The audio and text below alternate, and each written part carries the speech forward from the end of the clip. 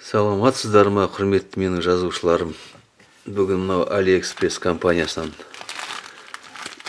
бір зат келді, соны сіздермен бірге қарағым келіп тұр. Көрсетіп сіздерге не зат екенін қазір ашамыз.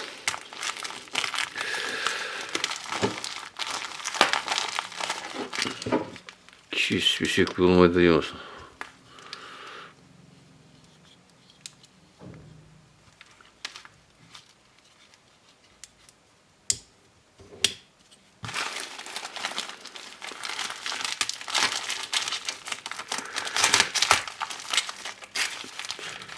Ашылу қиын ба, жоқ?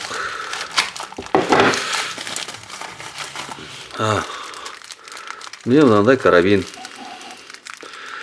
Карабин дейміз, кембрик дейміз.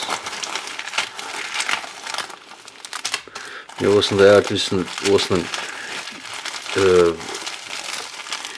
осы сәлемдеменің 50 штугын тапсырыс беріп едім. Бір айдың ішінде келді. Мына жаңа біздің Павлодар жасайтын жеріміздегі ғой.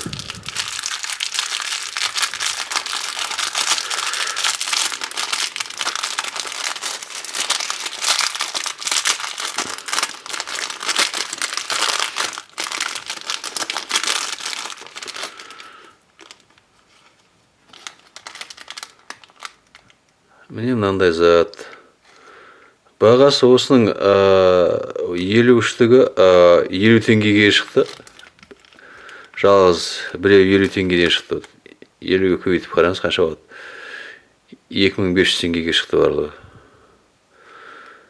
Мұнан дүкендерде сәл бағасы қымбат, бірақ сол бір зат қой. Сіздерге көрсетпек болғаным осы. Бұл өздеріңіз білесіздер. Мынау Павлодар жасағанда екі жағынан керек болады. Мынау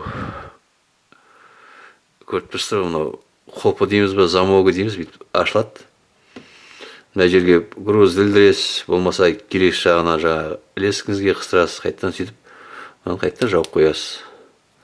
Мына жерден леска өтеді, оны білесіздер. Осы сіздерге көрсетейін дегенім. Сұрақтарыңыз болса, сұрақтарыңызды бересіздер ғой. Жақсы, көріскенше күн жақсы болсын.